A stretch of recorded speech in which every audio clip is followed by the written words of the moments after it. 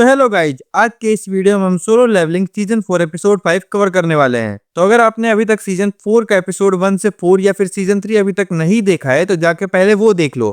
मेरे चैनल के play store में मिल जाएगा या फिर वीडियो का लिंक आपको डिस्क्रिप्शन में भी मिल जाएगा। स्टार्ट करने से पहले आप लोग फटाफट से लाइक और सब्सक्राइब कर लो। हम लोग 70K सब्सक्राइबर के काफी करीब हैं, तो जल्दी से करवा दो। और अगर आपको सोलो लेवलिंग के अलावा और कोई भी एनिमे देखना है तो हमारे सेकंड चैनल एनिमे सीना को भी सब्सक्राइब जरूर कर लेना। लिंक आपको डिस्क्रिप्शन में मिल जाएगा। उस चैनल पे भी मैं रेगुलर वीडियो डाल रहा हूँ, तो थोड़ा सपोर्ट उधर भी दिखा दो। बाकी लाइक सब्सक्राइब हो गया हो तो चलो फिर ये एपिसोड स्टार्ट करते हैं बिना किसी देरी के। Solo Leveling season 4 episode 5 start होता है और हमें दिखता है कि पूरे वर्ल्ड में 8 अलग अलग जगहों पर एस रैंक गेट खुले हुए होते हैं। लेकिन जिन्वू को पता चलता है कि ये सब गेट एक सिर्फ डिस्ट्रैक्शन थे ताकि उसे दूर भेजा जा सके, और होता भी वैसा ही है। जिन्वू अपनी पूरी आर्मी के साथ चाइना वाले गेट के पास चला जाता है, लेकिन मोनार्च ऑफ डिस्ट्रक्शन जिन्वू से दूर कनाडा वाले गेट से अपनी पूरी आर्मी लेकर के आ जाता है और वहां के सारे हंटर्स को मारने लगता है।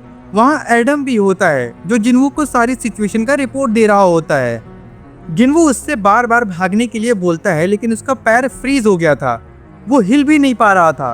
तो जिन्वू अपने शैडो आर्मी को भेज करके उसे टेलीपोर्ट करने की कोशिश करता है, लेकिन तभी उसके सामने ड्रैगन किंग आ जाता है और बोलता है, तुम्हें कहाँ जाने की इतनी जल्दी है। और इतना बोल करके वो लिटरली एडम को जला करके राख कर देता है। जिन्वू यहाँ कुछ कर भी नहीं सकता था। वो चाहता तो शैडो एक्सचेंज करके खुद वहां जा सकता था, लेकिन अगर वो ऐसा करता तो दोनों आर्मी के बीच में ऑल आउट वार हो जाता, जो जिन्वू बिल्कुल नहीं चाहता था, क्योंकि ड्रैगन मोनार्च की आर्मी जिन्वू से 100 गुना ज्यादा थी। ऐसे में जिन्वू के पास ज्यादा ऑप्शन नहीं बचे थे। इधर ड्रैगन किंग की आर्मी कनाडा के सारे हंटर्स को जला जला करके मार रहे होते हैं। हमें दिखता है कि ड्रैगन किंग अकेला नहीं होता, उसके साथ 2 और मोनार्च भी होते हैं। इधर माइकल दिखता है जो अपने टीवी पर कनाडा का डिस्ट्रक्शन देख रहा होता है और पूरा दारू के नशे में होता है। अगर आपको पता नहीं हो तो बता दूं, कनाडा और अमेरिका दोनों पास पास हैं, इंडिया और पाकिस्तान की तरह। तो अमेरिका भी अब सेफ नहीं था। माइकल ने एक्सेप्ट कर लिया था कि वो मरने वाला है, क्योंकि उसने जितने भी हंटर्स भेजे थे वो सब मारे गए थे, और अभी थॉमस एंड्रे भी अमेरिका में नहीं था, तो अमेरिका को कोई बचा नहीं सकता था। वो रिग्रेट कर रहा होता है कि उसे जिन्वू की बात सुन लेनी चाहिए थी। जिन्वू ने कॉन्फ्रेंस में बोला था कि गेट से जितना दूर हो सके उतना दूर रहो, लेकिन फिर भी उसने नहीं सुना और सभी हंटर्स को वहां भेज दिया। वो ये सब सोच ही रहा होता है कि तभी अचानक जिन्वू वहां आ जाता है। जिन्वू को अचानक से देख करके माइकल हैरान हो जाता है। वो सोचता है, मुझे ज्यादा तो नहीं चढ़ गई। एक्चुअली जिन्वू वहां कामिस का रून स्टोन लेने आया था, जो उसे आने वाली फाइट में बहुत हेल्प करने वाला था। जैसा कि आपको पता है, ये रून स्टोन मॉन्स्टर के बॉडी से निकलता है, और उन मॉन्स्टर्स को रूलर भेजा करते थे ताकि वो ह्यूमंस को आने वाले वॉर के लिए ट्रेन कर सके। तो ये रून स्टोन मॉन्स्टर के अंदर पहले से नहीं हुआ करता था, ये रूलर्स ही उनके अंदर डालकर भेजते थे, जिससे वो हंटर्स को और भी ज्यादा स्ट्रॉन्ग बना सके। और जो मॉन्स्टर जितना स्ट्रॉन्ग होता था, उसका रून स्टोन भी उतना ही पावरफुल होता था। अब क्योंकि कामिस अब तक का सबसे पावरफुल मॉन्स्टर था, तो उसका रून स्टोन भी बहुत पावरफुल था और जिन्वू के लिए काफी मददगार होने वाला था। इसके बाद जिन्वू वो रून स्टोन लेकर के वहां से निकल जाता है। इधर पूरे वर्ल्ड के हंटर्स मिलकर एक अलायंस बना लेते हैं। कोरिया, जापान, जर्मनी, चाइना से हंटर लुई और थॉमस एंड्रे भी सब एक साथ प्लेन में बैठ करके कनाडा के लिए निकल रहे होते हैं। इधर हमें कनाडा दिखाया जाता है जो पूरी तरह से तबाह हो चुका था, और उन सब के बीच ड्रैगन किंग खड़ा होता है। वो शैडो मोनार्च यानी जिन्वू का इंतजार कर रहा होता है, लेकिन उसे उम्मीद नहीं थी कि जिन्वू उससे फाइट करने आएगा, क्योंकि उसे भी पता था कि उसकी आर्मी बहुत बड़ी है। तो अगर जिन्वू डायरेक्ट फाइट करने आता भी है तो उसके लिए सुसाइड के बराबर होगा। वो ये सब सोच ही रहा होता है कि तभी उसके मुंह पर एक मिसाइल लगती है, और एक के बाद एक 8 से 10 मिसाइल उस पर गिरती हैं, जिससे वहां एक बहुत बड़ा धमाका होता है। हमें दिखता है कि आर्मी वाले आ चुके होते हैं और वो आसमान से मिसाइल गिरा रहे होते हैं। वो लोग बोलते हैं, हमने टारगेट को हिट कर दिया, इस अटैक से वो बिल्कुल नहीं बचने वाला। लेकिन उन्हें क्या पता था कि वो बंदा मोनार्च ऑफ डिस्ट्रक्शन है। ये सब उसके लिए कुछ भी नहीं था। आर्मी वाले स्मोक हटने का वेट कर रहे होते हैं ताकि वो कंफर्म कर सके कि टारगेट पूरी तरह से खत्म हुआ या नहीं। लेकिन तभी उस स्मोक से एक बहुत बड़ा ड्रैगन का शैडो दिखाई देता है और वो ड्रैगन बोलता है, अब मेरी बारी। इसके बाद सीन शिफ्ट होता है बेरू के बनाए हुए कैसल में, जिसके अंदर जिन्वू बैठा होता है। वहाँ बेलियन, इग्रिस और बेरू भी होता है। जिन्वू ड्रैगन किंग के साथ होने वाली फाइट की प्लानिंग कर रहा होता है, लेकिन बेलियन और इग्रिस कह रहे होते हैं कि ये काफी डेंजरस है, हमारे पास नंबर बहुत कम है। लेकिन जिन्वू बोलता है, मुझे पता है कि तुम लोग मेरी चिंता कर रहे हो, लेकिन ऐसे समय में हमें जो जरूरी है वो करना ही पड़ेगा। जिन्वू बेलियन से पूछता है, अगर एस्पॉन मेरी जगह होता तो क्या करता? बेलियन बोलता है, वो वही करता जो इस वक्त सबसे जरूरी होता, चाहे वो काम कितना भी डेंजरस क्यों ना हो। जिन्वू बोलता है, चलो फिर डिसाइड हो गया। इसके बाद बेलियन, इग्रिस और बेरू भी तैयार हो जाते हैं और कहते हैं, आप जैसा चाहे माय किंग, हम लोग अंत तक आपके साथ हैं। इसके बाद जिन्वू और उसकी आर्मी ड्रैगन किंग से फाइट करने के लिए निकल जाते हैं।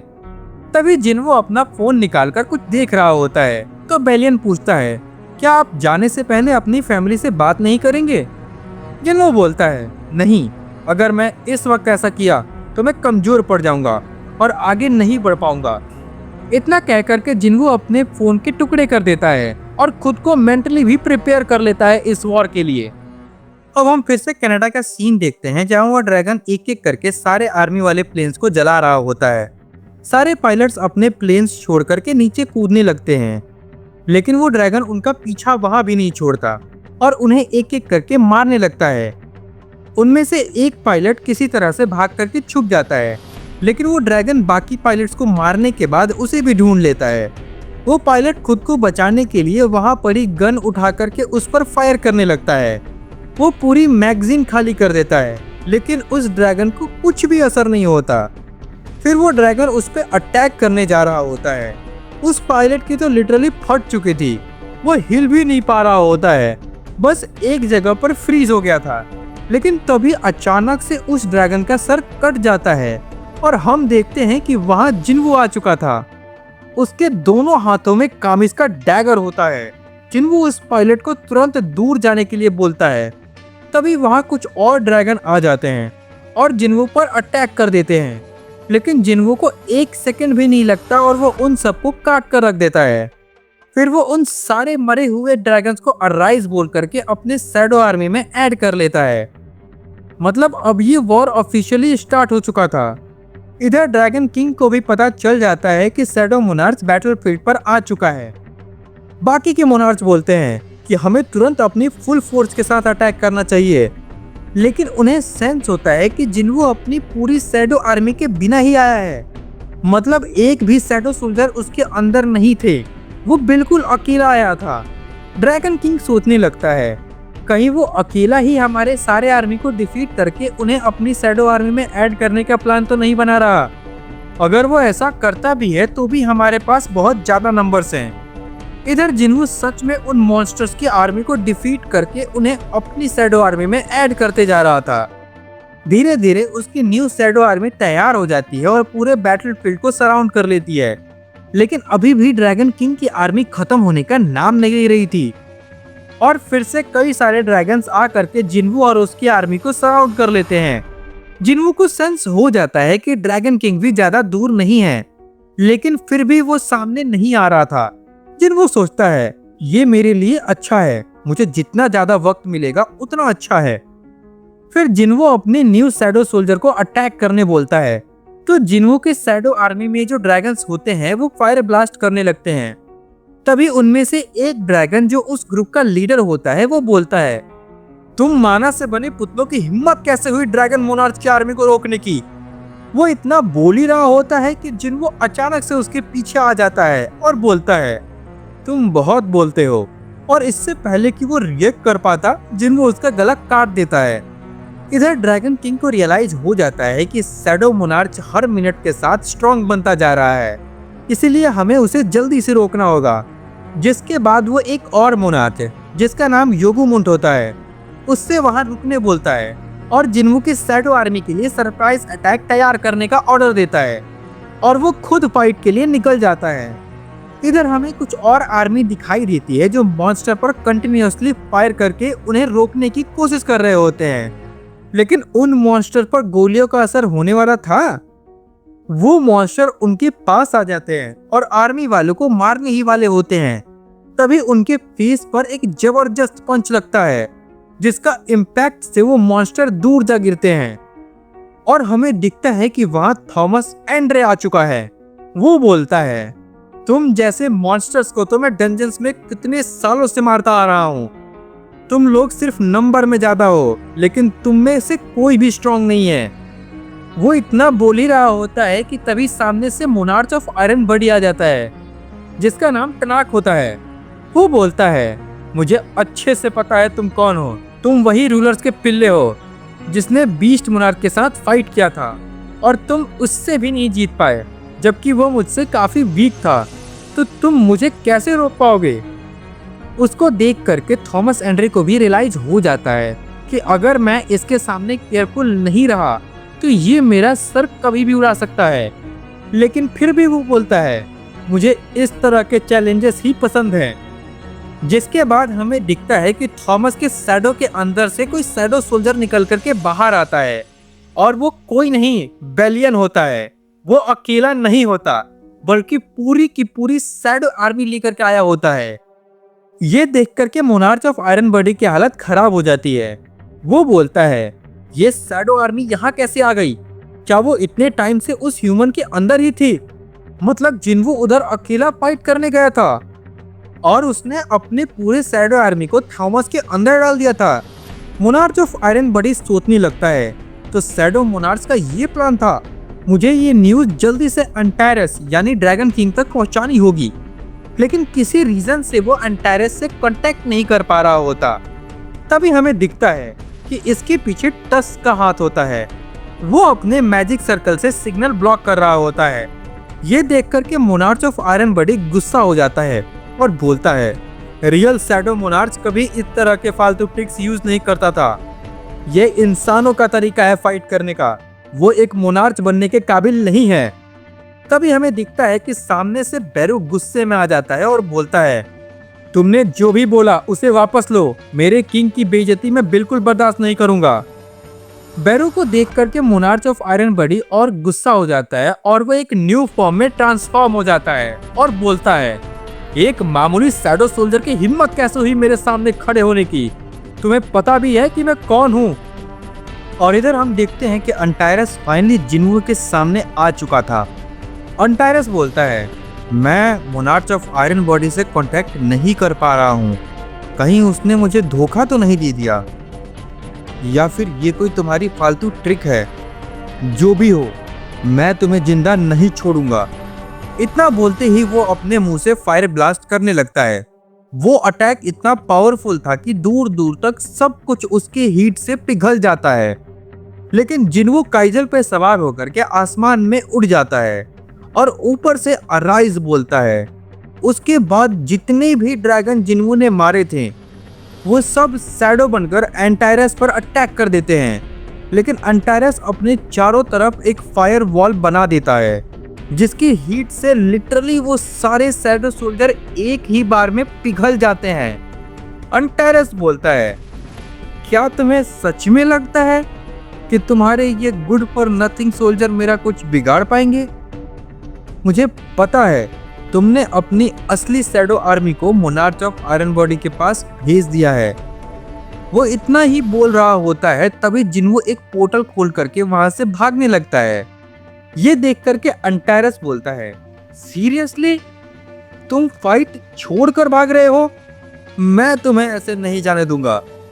वो भी उसके पीछे जाने लगता है। लेकिन जिन्वो उस पोर्टल के अंदर जा चुका था, पर पोर्टल बंद होने से पहले एंटायरस भी उसके अंदर आ जाता है। लेकिन ये सब एक ट्रैप होता है। एंटायरस देखता है कि वहाँ चारों तरफ सिर्फ शैडो आर्मी ही है। तभी वो नोटिस करता है कि वहाँ मोनार्च ऑफ आयरन बडी भी है जो कि मर चुका है। बैरू और बेलियन ने मिल करके उसे काफी आसानी से मार दिया था। एंटायरस सरप्राइज हो जाता है कि इतनी जल्दी ये सब कैसे हो सकता है। इतना ही नहीं, मोनार्च ऑफ आयरन बॉडी के जो भी सोल्जर्स थे उन्हें जिन्हों ने पहले ही डिफीट करके अपनी शैडो आर्मी में ऐड कर लिया था। अंटायरस समझ जाता है कि ये एक ट्रैप था। वो बोलता है, मानना पड़ेगा, तुम्हारी स्ट्रैटेजी तो काफी बढ़िया है, लेकिन अगर तुम ये सोच रहे हो कि ट्रैप सिर्फ तुम ही बिछा सकते हो तो तुम गलत हो। तभी आसमान में कई सारे गेट्स खुलने लगते हैं और हमें दिखता है कि योगुमंट भी आ चुका था।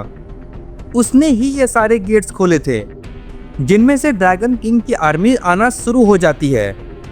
अंटायरस बताता है, इस गेट से मैं जितना चाहूं उतनी आर्मी समन कर सकता हूं। उस गेट से एक के बाद एक ड्रैगन निकलने लगते हैं और पूरी शैडो आर्मी को घेर लेते हैं। अंटायरस बोलता है, अब तुम्हारा प्लान फेल हो गया है और अब तुम्हें मरने से कोई नहीं बचा सकता। लेकिन तभी जिन्वो अचानक से स्माइल करता है और अपने सारे समन्स को कैंसिल कर देता है। ये देख करके अंटायरस हैरान हो जाता है और बोलता है, तुमने अपने समन्स कैंसिल क्यों किया? अब ये मत कहना कि तुम ऑलरेडी गिव अप करने वाले हो। अच्छा हुआ तुम्हें जल्दी ही रियलाइज हो गया कि ये फाइट तुम नहीं जीतने वाले हो। वो इतना बोल ही रहा होता है कि जिन्वो एक ऐसा पावर यूज करने लगता है जिसे देख के अंटायरस के भी होश उड़ जाते हैं। वो चिल्ला करके बोलता है, नहीं, ऐसा नहीं हो सकता, साले तूने ये कैसे किया? असल में जिन्वो कामिस के रून स्टोन का पावर यूज कर रहा था, जो वो अपने साथ लेके आया था। कहा जाता है कामिस के पास एक बहुत ही डेडली स्किल हुआ करती थी, जो पूरे ड्रैगन रेस को एक साथ तबाह करने का पावर रखती थी। वो जब भी जोर से रॉर करता था तो आसपास के जितने भी लिविंग सोल होते थे वो सब अपना दिमाग खो बैठते थे और एक दूसरे पर अटैक करने लगते थे, चाहे वो एनिमी हो या अलाइज। दोनों साइड की आर्मी एक तरह से पागल हो जाती थी। इसीलिए जिन्वो ने अपने समन्स को पहले ही कैंसिल कर दिया था। उसके बाद वो जोर से रॉर करता है। उस रॉर के साथ ही जितने भी ड्रैगन अटैक करने वाले थे सब एक जगह पे फ्रीज हो जाते हैं, जैसे किसी ने उनका ब्रेन वॉश कर दिया हो। और ये असर सिर्फ ड्रैगन्स पर ही नहीं बल्कि योगुमुंट पर भी होता है। हालांकि एंटायरस को कुछ नहीं होता, लेकिन वो भी हैरान हो जाता है। ड्रैगन पर तो असर हो रहा है, ये तो समझ आ रहा है, लेकिन ये पावर एक मोनार्च पर कैसे काम कर सकती है? वो इतना सोच ही रहा होता है कि तभी अचानक से जिन्वो उसके पास आ जाता है और उसे पकड़ करके अपने साथ टेलीपोर्ट कर देता है। मतलब वो सीधा उसे जापान के एक आइलैंड पे ले आता है, उसी आइलैंड पर जहां बैरू ने कैसल बनाया था। अंटायरस बोलता है, बहुत बढ़िया, तुम मुझे मेरी आर्मी से अलग करने में कामयाब हो गए हो। मानना पड़ेगा, तुम्हारी प्लानिंग एक नंबर है।